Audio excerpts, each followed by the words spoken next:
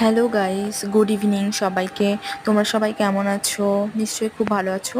আর আমিও খুব ভালো আছি। আজ আমি তোমাদের দেখাবো আমাদের হোটেলের কৃষ্ণ কানাইকে, মানে আমাদের হোটেলে যে বাঁশি বাজায়, বাঁশিওয়ালা। দেখো সে কত সুন্দর বাঁশি বাজায়। একবার তার বাঁশি বাজানোর বাঁশির সুরটা একবার শোনো, কিন্তু মনে ধরে যাবে।